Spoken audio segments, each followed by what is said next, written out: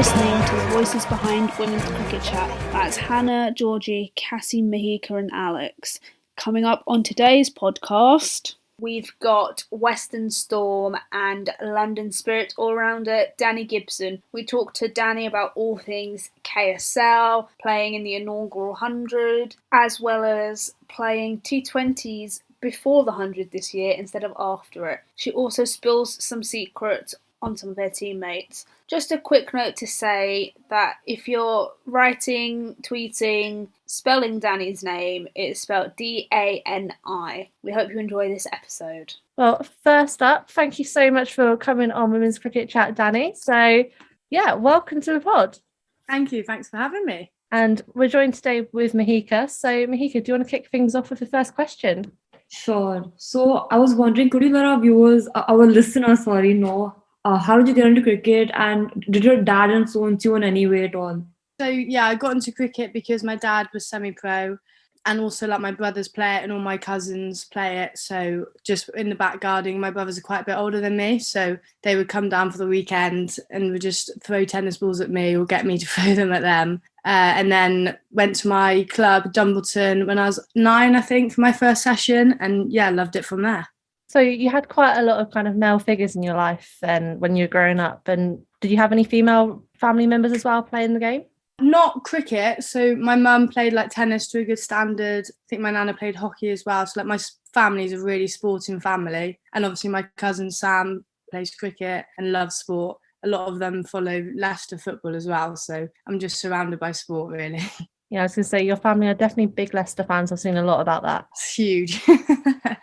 I was wondering, when did you first realize that this is something that you want to pursue professionally, and if your family, since your family is clearly so sporty, I'm sure they must be really thrilled that you decided to pursue sport as well. Yeah, so I played hockey and cricket. They were my 2 top sports. I played hockey throughout school. So from year 3 to year 12, I played hockey. And then when I got to 15, I kind of realised that I couldn't do both. So I had to decide, and yeah, I decided to choose cricket. I enjoyed it much more, and it's a much better environment. I preferred it a lot. So yeah, that's how I chose it and got into it, really. I feel like we've gone really bam, bam, bam at the moment. So we'll slow it down a little bit for you. How would you introduce yourself to kind of listeners and stuff as well? What is your kind of cricket story? What's your bio, if you had to just sum it up in a few sentences? Well, it's Dani Gibson, play cricket for Western Storm and London Spirit. My club's Dumbleton. Get injured a lot and hopefully not for a while again. But yeah, I'm just quite a hard hitter of the ball. Love bowling, love batting, love fielding, just love it all really, and just get involved as much as I can. I was wondering, when you started off, were you the only girl in your club, and if so, how was the experience like? I wasn't the only girl, so my dad was actually my first coach. I mean, I think there was 2 or 3 other girls it was under 9s, so it was obviously very boy dominated, but my club's always been really welcoming, and through all the age groups at Dumbleton, there was always one of the girls who now is in the women's team was always with me through all the stages. So yeah, it wasn't actually, I didn't feel like I was the only girl at club. But then when I went to do EPP programs at Gloucestershire, then I was the only girl, and it is a bit daunting because obviously I was the same age as some of the boys, some were a bit older, and we're just built so differently, and it was just a bit gosh, it's a big step up, but it was so good. And I would really encourage any girls to just get involved with boys or men's cricket as much as you can, because it won't harm anything, it will just make you better, really. That's so interesting, because we had Dani Wyatt this week as well, and she was saying exactly the same things about boys cricket and how that does shape you and everything. And my experiences growing up was that was the only option. There wasn't many other girls, whereas I guess because are you 21, 22 now? 21. Still 21, so slightly different generation, and perhaps there were more girls that you could see playing, or was it still quite, like Mihika said, quite male dominated? Yeah, it was just for me growing up, very male dominated. Obviously, we still had county, women's county that I would play for Gloucestershire, which you played games and there was 1 or 2 training sessions with the women team. But then, to be fair, thinking about it, when we had like age group county girls, it was like weekly or every other week on the weekends, get to mix and just play cricket with a load of different girls. And I think that's really good as well. But I would still stick by, if you get the opportunity to play men's cricket, I would, or boys. I was also wondering, like, what's the mindset that you have going into it? Because, like, we've heard a lot of stories where, like, girls might our previous podcast guests, like, they felt a bit intimidated or a bit out of place. So how did you like sort of go about like dealing with that? So obviously, like, it is daunting, and you're like, God, this is like so different to women's cricket environment, and it's just like a whole step up. But I had my dad to be like, you've been picked for a reason, and it's just reinforcing that, like, you're there because you've been selected, and they see potential and they feel like you can do it. So you can do it. It's just putting your head down and just thinking, right, I can do this, and not be embarrassed to fail, because in those environments you are going to fail, and that's just how you get better. So I think you just got to go into it like a really open mind and just try and enjoy it as much as you can and make the most of the opportunities. Yeah, like that's how you learn, isn't it? Like, you have to make mistakes to learn. And there's a bit of a difference between playing kind of village men's cricket versus playing EPP cricket and being around the lads in an elite environment. So what are your experiences of both? So when it comes to kind of playing club cricket, do you ever get any kind of ridiculous comments of, like, oh, they've got a girl on their team and all that kind of stuff, and those experiences? And then on the flip side as well, in the elite environment, what were those experiences like with the lads? Were they really accepting and help you in any sort of way? Yeah, so in like the EPP stuff, the coaches were really like welcoming, I think, which made like the boys realise that like she's obviously got talent and like she should be here. I luckily had one of my best friends in the EPP with me, so that helped a lot to get me into like them understanding that I can play cricket. But yeah, I say all in all, like, they were really accepting, didn't judge me or whatever, things like that, and just like got on with their session and I just got on with mine. And then so I went to private school, so I had Saturday school, so I didn't really play club cricket growing up, but I would play for school sometimes. I found it more difficult there because it was more like my team that I struggled with. Like, you're in 6 days a week with these boys, and then you've got to play with them, and it's like boys and girls playing sport. Like, they don't want to, when you're training, they don't want to get out to a girl, or like they don't want to get hit for a four from a girl. So it was like some of them were a bit like not very nice, and then there were some that just didn't care at all. So it was just like a bit of both, really. And I had teachers to talk to if I ever needed to, or like my parents or friends. But you've just got to stick with the people that actually back you, because then if you stick with them, the others will realise, well, there's no point in trying to be mean or whatever. She's just getting on with it, so I should just get on with it. I was also wondering, how was it like having your dad as your coach, and like did that create more pressure for you? I wouldn't say more pressure, definitely a few more arguments in the household. But I think, yeah, I don't really know. Like, I was younger, so it wasn't as like a big deal him being my coach. It was more like fun sessions, and there was also other coaches. And then it was like when I got a bit older, I wanted to go for a hit. That was when he would like try and say a point, and I was just young and would be like, oh, you don't know what you're on about, even though you played a really high level. But I definitely think I was lucky. Like, I'm lucky now because I can play a game and I can talk to my dad. He understands it fully. He can just give me feedback and advice, and then I can just say what I think, and we can just have a really good chat. And I think it really helps when you've got someone like that close to you. And I want to take you back to that kind of time when you were around 16 and making that decision between hockey and cricket. What were you thinking at the time and everything? Because cricket, I guess at that time, and there wasn't this kind of full-time professionalism to kind of aim for. Whereas with hockey, I'm not too sure of the domestic kind of setup there. Is it funded well or not? But obviously hockey is an Olympic sport. There's obviously a lot of ambition to go down that pathway for girls. Hockey is like, it's very good at the high levels, but I'd say cricket's more developed on the stages to get to those high levels. And when I was choosing, I think I knew deep down that I'd probably get further in cricket than I would hockey. When I went to like the camps for hockey, I was like, I'm just not like the right person for an England hockey player. I think, like, I don't think I could ever progress to higher levels in cricket. Like, I feel like I felt like I could progress more and make more of like a career in that. That's how I chose. And I also, again, enjoy cricket so much more. I think the teammates are a lot more nicer in cricket, and the environments are a lot more welcoming. How come you chose to represent Wales and not England? So Wales is a county, so I just to leave Gloucestershire because they were in a lower league. So I was like, well, I can either go to Wales or Somerset, and Wales is closer for me. So I went to. It's technically Glamorgan, but we call it Wales and Women. Now we're focusing on Wales. Talk us through that move and any kind of key performances that stood out for you over the years. So the move was obviously Gloucestershire. I think we got demoted, and I was at the stage where I needed to play like better cricket. So I spoke to Trevor Griffin, who was the KSL coach at the time for Storm. So I spoke to him, and he said Wales has got a really good setup. We've got an S&C, a physio. Amy Reese is a really good coach. I think that would be your best option. So I said, right, I'm going to go. Got in contact, and yeah, I've loved it since.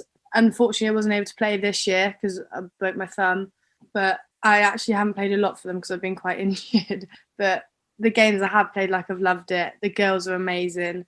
There's not really a standout performance, I would say, but yeah, I think it's a really strong team, especially this year. Like now we've got Georgia Hennessy there, and I think next year could be a really good year. Yeah, especially when you had like Fionn Wynne and like CT and people like that in the Wales kind of group as well. But we'll come on to them in a bit. But I just wanted to know, how frustrating is it to like break your thumb, break your finger? Because it's one of the worst injuries in cricket, because it just ruins it, doesn't it? It's so minute that has such a big impact on the game. Yeah, so obviously I dislocated it the first game of the season, and then found out it was broke a week later. And I was like, we were like so shocked. I could move it, I could do everything with it, but it was just like this tiny fracture. But luckily, like Storm put me through to this really good hand surgeon person, and they were like, you can put a splint on and you can play with that. You just can't. Oh no, you can do everything you can do in it, but if like the cricket rules allow you, so I could bat in it and I could field with it. I couldn't bowl with it, but like I could still play because I could just bowl without it and then put it onto field. But yeah, it's frustrating because it was more frustrating the fact that I could do everything at home. Like I could lift pans, I could do everything, and then I go to cricket and I can't like bowl or anything. That it was annoying. Didn't you also have like an injury on your ligament as well a couple of years ago? Yeah, I did my ACL that in 2019. So like, how do you sort of like, how do you get over it? Because it's so annoying when you see all of your friends and your teammates practicing every day and you're just like on the sidelines waiting to get the chance. Like, how do you go through that? Yeah, so I think with my first injury, I had a back stress fracture. So that was like an introduction to like rehab and seeing everyone doing everything. But luckily that was only like 6 months long. And it's difficult because you've just got to work so hard during the rehab because you've done it, it can happen again. So you've just got to work extra hard to try and make it not happen as much as possible. And then, yeah, obviously broke my knuckle and then did my ACL. So then it was like, I didn't play cricket for, I think it was like 13 months in total. I didn't play a game. And it's just so frustrating because like, luckily it was lockdown for my ACL. So I think that was the best thing for me, but it's just like the not being able to walk and then like starting that all again, like it was so frustrating. And then I've got my friends at college who literally could do everything, could get to lessons with no issues, and I was like, I can't walk down the hill. Like it's so like everything was just affected. But then you've just got, in my head, I'm just like, the end goal is to just get back playing. So that was what motivated me, was like, you want to play, you don't want this to like stop or like hinder your performance. So you've just got to work hard and just get back to it. So mentally, how have you found those kind of injury times and stuff? Because you mentioned you've been injured a few times. It gets really frustrating, but you have to have that elite mentality to be able to bounce back. So what's been your strategies, and have you sought out any kind of psych support? I haven't looked for like psych support because my S&C and physio that I had during it, I could talk openly to and just like let them know how I was feeling, because in like those amount of times when you're injured, you're going to have days where you're like, this is horrible. Like, I feel like I can't do anything. I just feel down in the dumps. And then you're going to have days where you're like, yes, let's hammer this rehab. Let's get this done. Like, it's all going to be worth it. So I think it's just knowing that you're going to have like both of those ends of the spectrum. And it's just like managing it and being open, if you're working with anyone, to just let them know, like, this is how I'm feeling today. And then they can like guide you in like helping you get through your rehab. So yeah, I think you've just got, I struggled a lot with my ACL at the start because I was like, I've just got back to playing while training it was. And then now I've got to have a big operation. It's like 8-9 months minimum, and then it turned into 15 months. So it's just like it's a lot of hard work, and you will struggle, but you've just got to like be open. I think you can't keep it bottled up, because then you'll bottle it up, you won't do what you need to do, and then you won't get to where you need to get to. I was wondering, like, when you recover from an injury and you're like then back on the field, do you like still have that fear in your head that like that you don't want to get injured again, and does it like restrict you in any way? Yeah, so when I got back from my ACL, I was terrified to dive. Like I didn't want to do it, because I was just like, I know that if I get my knee stuck in the ground and there's like a little element of weakness, like I was petrified.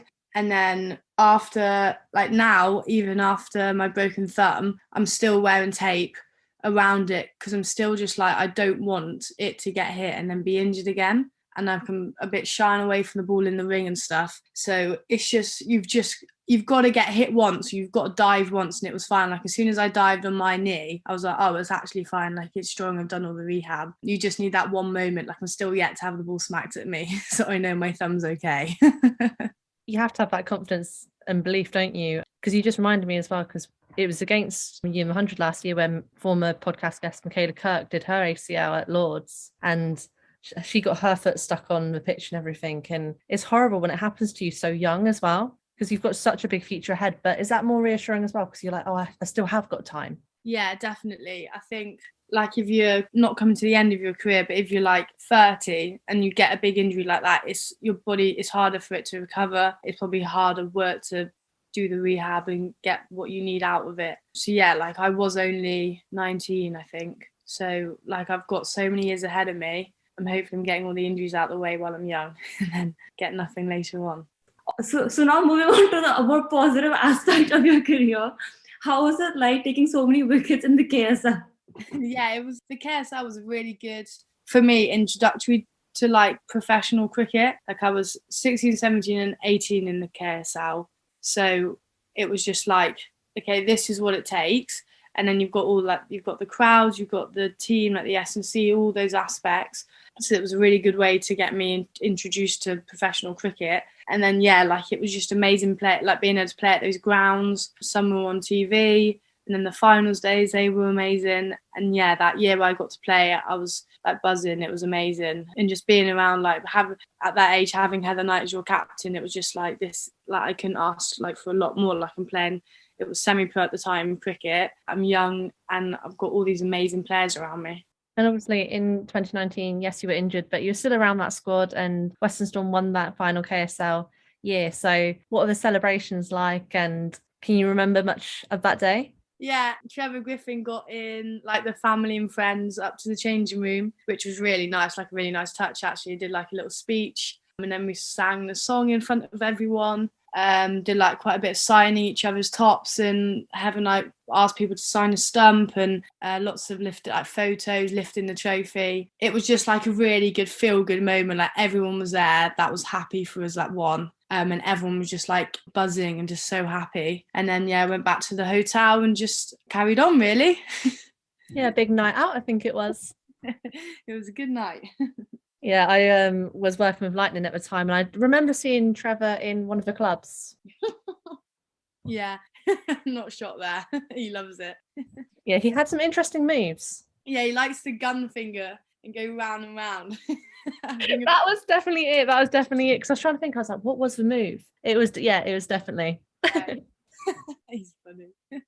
Oh, now you literally my head is now thinking about Trevor in this club, which is not a good place to be in. I've completely lost my question. So Mihika, go for it.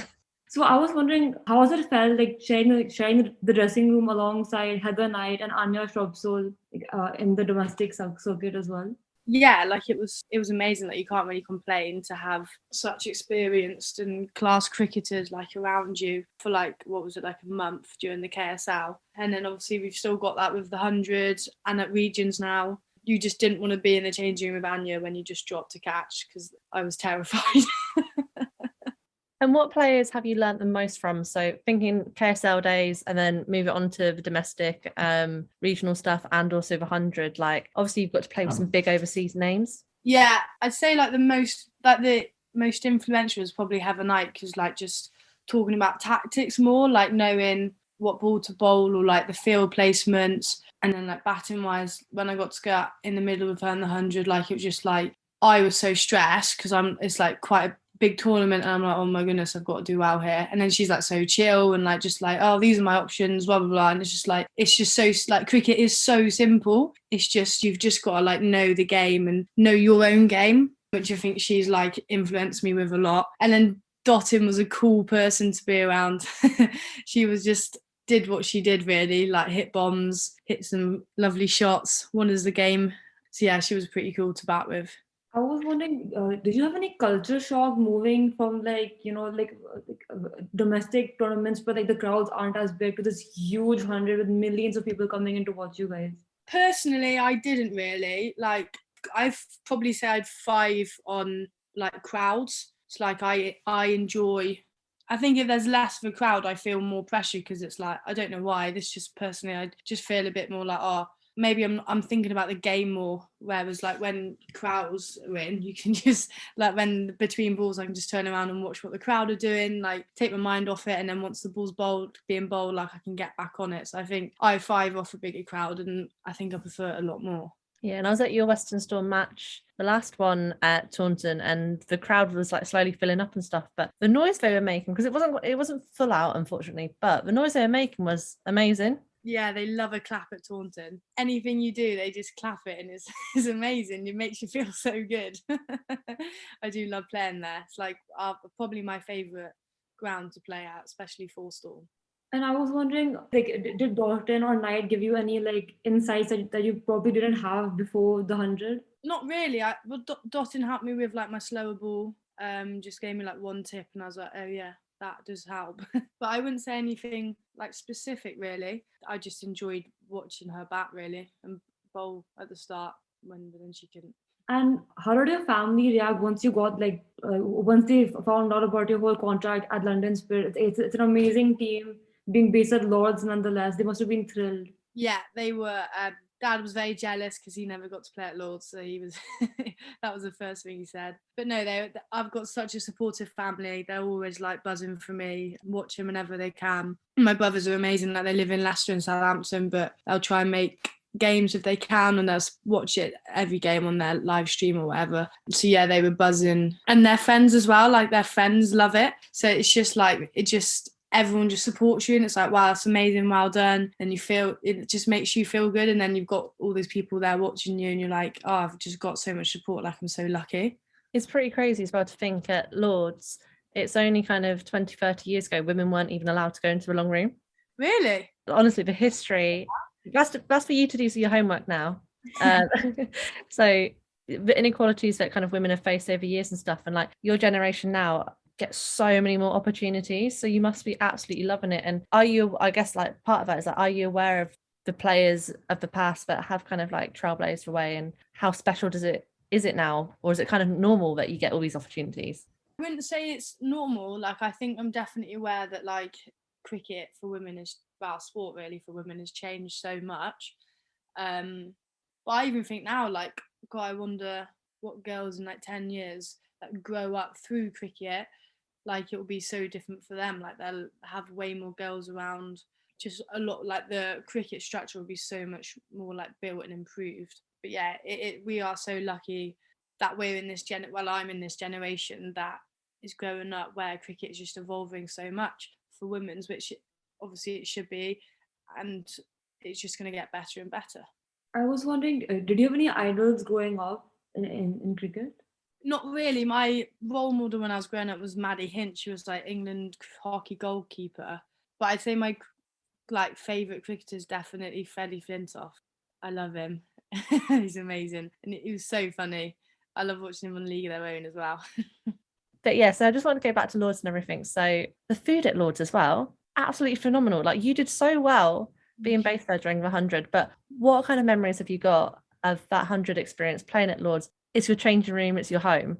Yeah, it was just like obviously we trained there for a few days before we played. So we had like a tour. The first day we met all the players and stuff. So then we got told all these cool facts about the ground and like what certain cricketers have done here. And then we saw the museum, learned a bit about like the women's cricket and different things. And then like obviously you flip a coin with the men's team to see who gets the home and away, and we got the home. So that was pretty cool because they've got all the boards of like the highest runs, hundreds and wickets. And then the balcony, you just like when the men are playing, I think that's when it hits you the most because like, obviously like all the crowds in, everyone's like talking, the men are playing, it's under lights most of the time. That's when it's like, wow, this is amazing. Like I'm sat on Law's balcony getting to watch this, and I've just played. So yeah, I'm very lucky to be at London Spirit. I love it there.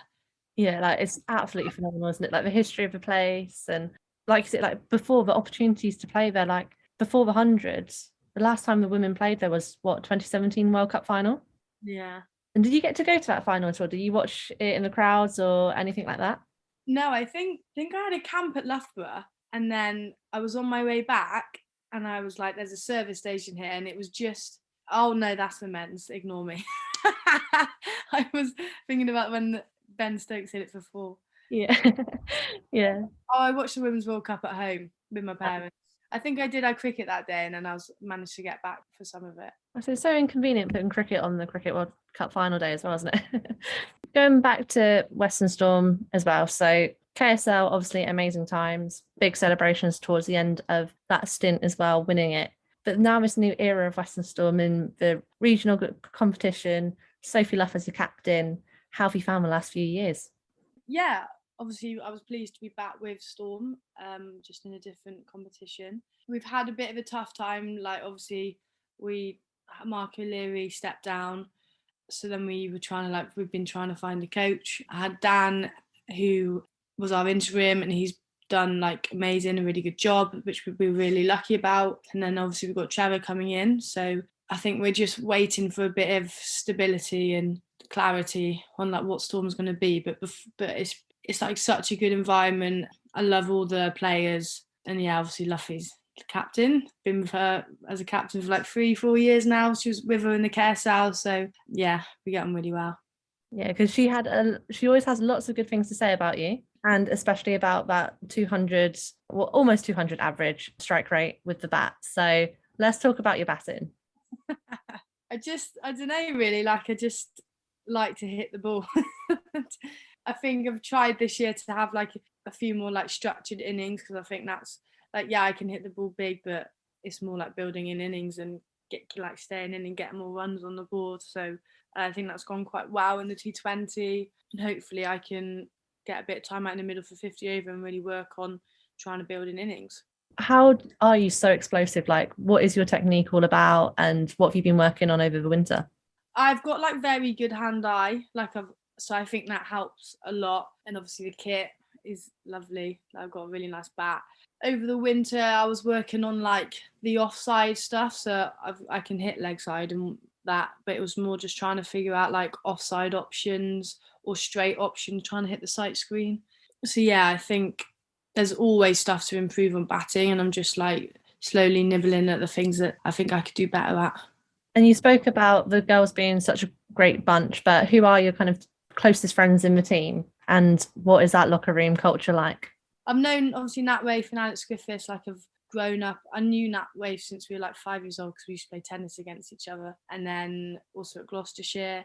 And then Alex Griffiths, I played against her loads when we were younger, and then with her at Wales. So I've been really close with them for years. And then Georgia Hennessy, she's just hilarious. We get on really well, and we live quite close to each other, so we're sharing this quite a lot at the moment, so that's quite nice.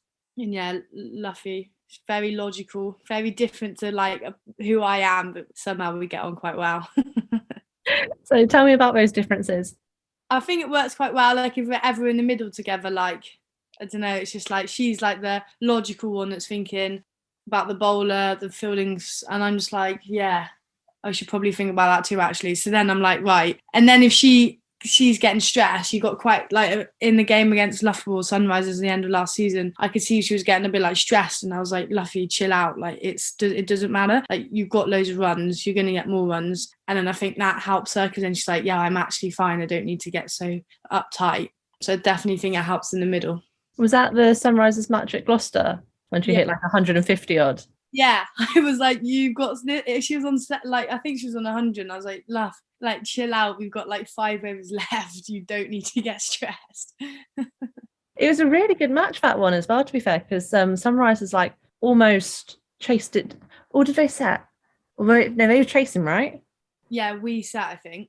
And it was a plus 300 score. Yeah. They got really close in the end, but obviously didn't do quite enough. Called batted quite well, I think. Yeah, she did. Cordelia with Fish, yeah. But yeah, that was a good game. It was a nice one to finish on, actually. Yeah, no, definitely. I think there were some records being broken that day. I remember it was Luffy, it was something like 156 or 153. And I think Catherine Bryce with Lightning also hit around that. And then Amy Jones hit 163 in the season. So it was like really big scores, wasn't it? It was a bit of a battle for the record on that day. Yeah, it was good. Is there any kind of performances that you remember from last season that made you really proud? Gosh, testing my memory. Just thinking now we're on a throwback. I was quite like the last Sunrisers game. That was a good game for me, batting wise. Just came in like at the end, nerded it around Luffy, and then hit some shots at the end when we had lots of wickets in hand. I can't really remember it. I'm rubbish at stuff like this. I can't remember things. It's all good. But obviously you're named as one of the 41 female cricketers to get a full-time domestic contract. Can you remember how did you get a phone call? Was it over email? Like, how did you find out, and what was your reaction? So I found out because we got those retainers first in June 20, like the year of lockdown, wasn't it? 2020. And Lisa Paget rang and was like, we want to offer you this retainer, and explained a bit. And I was like, wow, amazing. Because I was meant to be going to Loughborough College, and I was like, right, if I do this, I can't really go to Loughborough and train in the southwest. Like it would be a lot. So then I quickly transferred to Cardiff Met. So I sorted that, and I was like, yes, I definitely want to be with Storm. So like I accepted it, and then we got told that they were bringing 2 more, and then I still kept mine. So yeah, it was just amazing to like be one of the first in the region with a few others and experience it from the word go, really. And just going back to your strike rate as well, I've just found here that in the 100, your strike rate was at 180, scoring 108 runs. I didn't know that. So that is definitely explosive. Yeah, I like to just hit runs quickly. A bit impatient. Anything else you want to mention about Western Storm before we move on slightly? I don't think so. I think we're all good there. Yeah, perfect. Well, I guess, is there anything that people, like something unexpected about the Storm camp that people wouldn't know? Like, what would something you think would surprise people? Gosh, what, like cricket wise or anything? But yeah, anything wise. I think because it's a good opportunity just to get those kind of like personalities out there and get people to know you guys beyond just seeing, oh, Luffy's scored 150 and you've come in and you've hit 30. Like, who are the people behind the scenes? I guess. But this is what this kind of space is for, is just to kind of share the stories that makes cricket fun. Okay, I think so. We went to Desert Springs, obviously, and we had to do a fact about ourselves that no one knew, and guess who it was? So Luffy's was she's never had an eye test. Henno's, can't remember. Nat was that she had an ingrown toenail. Fee was something about poo as a child, which wasn't very nice. I probably shouldn't repeat it, but that's her kind of personality. And then can't really think of any others, but I think there's like just a lot of funny stories behind us that obviously the public don't really hear, but as a group we hear a lot of them, and they're very funny and sometimes a bit Yeah, you guys seem like such a fun bunch. Yeah, definitely don't take things like many things seriously. I think we just think like, well, I think we're doing a job that we should love. Like, we're very lucky, so why like just enjoy every moment that we can, really. And obviously you got lovely bakes. Yeah. All the time. So like it must be a fun place to work. Yeah, she's actually taking a back seat at the moment from baking. which is pretty disappointing and probably not really good enough. But it probably helps us to not eat so much chocolate. Do you have a nutritionist for Storm? We have like a deal with Nutrition X. We had a nutrition talk with them, I think, last year, but nothing set in stone really. So you can get away with some of her bakes without anybody telling you off? Yeah, and I also think that if anyone tells you off for one bake a week, then I think it's ridiculous. Is that what you get? Well, I thought you were getting it daily, to be honest. Oh my goodness, no. She used to on Fridays, and then she decided that she wanted people to donate money, and then she always says make it clear that it's not going in Luffy's pocket, it's going to charity. But then we started up to bring in money for it. This is outrageous. Yeah, and obviously the wages are good in cricket, but not, there's still a long way to go. So £2 a week is a lot of money for us. yeah, moving on a little bit. Actually, no, we'll keep it on Storm. Charlotte Edwards Cup campaign. How did you find it all overall? Well, I love T20, so my favourite competition. Obviously, we're gutted to not make finals. We just lost one too many matches. I think we're pretty pleased with how we went out with a win against Sparks. And I think, what game was it? It was against the game before Sparks Sunrise's game, the second Sunrise's game, where at Taunton, where we all just were like, this is Western Storm. I think we didn't find that in the first 3 games. And we were like, this is Storm. We enjoyed it. We were out there having fun. We batted well. We did what we wanted to do batting wise. Our bowling airs were amazing. So it was just, that was our game where we, I think, switched, and I think that needed to happen earlier. But it's definitely a learner, and we've got such a strong team. We could be so good. We've just got to get all our things correct on the day. Yeah, and you are still a young side, so there's definitely time, and you can see that evolution happening across the years, can't you? Yeah, definitely. And obviously last year with the Charlotte Edwards Cup, unfortunately, it's the way the competition's formatted. I don't know why it's not just the top 2 teams in both A and B, because last year you missed out just on run rate. Yeah, I know. It's a bit weird how they do it, but I guess you can't fit more than 3 T20s in a day. I find it mad how we used to do 3, there were 3 T20s in a day for county.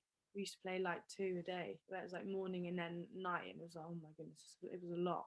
But yeah, they obviously can't get more than 3 in, so I guess that's just how they've done it. And I also think we should have the Charlotte Edwards before the 100, because that would make more sense, transitioning from the same format kind of. But then I guess I want it and twine it in with the Vitality Blast. Yeah, and then we've got hopefully a bit of time to talk about England Academy and development and everything. So how proud were you when you got called up to the England Academy? Yeah, that was really good. Didn't really know what to expect. My first call up was when I was 14 for the under 15s, and then it was very different the second academy that we had. And then obviously now we don't have one because we're with regions all the time, traveling up to Loughborough every other weekend. But then we've still got games. There's games happening England A games in the summer, and if you perform well, you're going to get picked for them. But yeah, being part of that academy for I think it was 2 years was really good. Obviously class facilities and around the best in the region. So yeah, it was a really good opportunity. And your summer goals this year, and then your long-term goals as well, what are they? Long-term goals is obviously I want to play for England one day. Summer goals, want to win the 100. I probably want to get 100, to be honest, in batting wise in the 50 over. So hopefully, I think that's what my summer goal is, to get 100. Yeah, so Rachel Hayhoe Flynn competition starts in less than a month now. Yeah. And you've already spoken about that you want to try and build an innings and stuff, but talking about your bowling as well, how happy are you with that at the moment? Yeah, pretty happy. I think in T20, in cricket really, I've never seen myself as an opening bowler. And then Dan pushed quite hard for me to open a bowling. So I've been practicing working with the swinging ball and how to control it and where I need to run in from and things like that. So I think that's actually been really helpful because it just adds another thing to what I can do. And then I love bowling at the death. I think that's where I ideally love to bowl. Didn't go too well against the Stars, the very last over I bowled, but hopefully in the 100 I can get the opportunity to bowl at the death and bowl my Yorkers. So is that what you've been working on over winter? Mainly Yorkers or?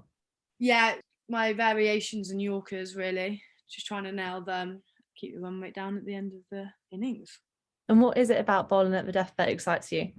I think it's because I back myself a lot with my plans now. So, like, I know that if I've got this field, I know exactly where I'm bowling it and what I need to do to change it to bowl a different ball. And I think I enjoy, like, the challenge.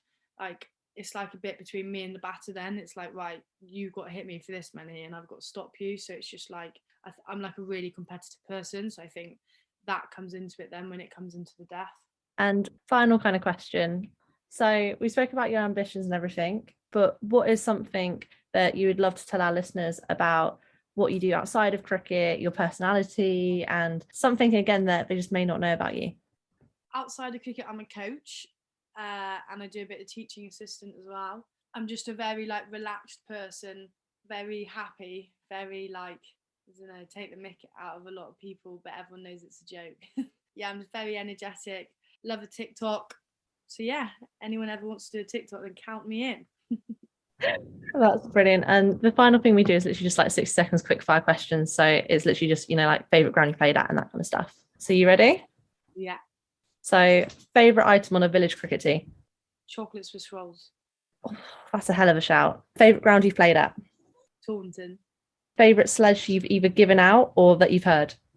I said walking wicket and they got out first ball. Oh, who was it? Capsy. Was it? When was this? Sorry. It was at Beckenham this year. I took care of the wicket. That is savage. That is really savage. Favourite team you've played for? Gosh, Spirit. Not Western Storm, that's so rude. You're going to be in trouble now. Favourite Lovely Bakes item? Crunchy brownies. Your favourite wicket of all time that you've taken? I can't remember any wickets.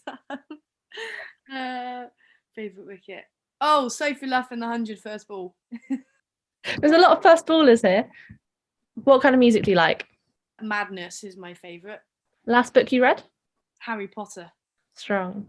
Netflix or Amazon Prime? Netflix. Party or chill? Party. Favourite cocktail? No, what is it called? Oh, Porn Star Martini. I'm really bad at this. I don't normally do this part. I'm terrible at this part. The person with the worst dress sense in the Western Storm team? Sophie Luff. Funniest player you've ever played with? Henno. Most likely to get lost on a night out? Nat Rave. Dogs or cats? I don't have a favourite. I can't.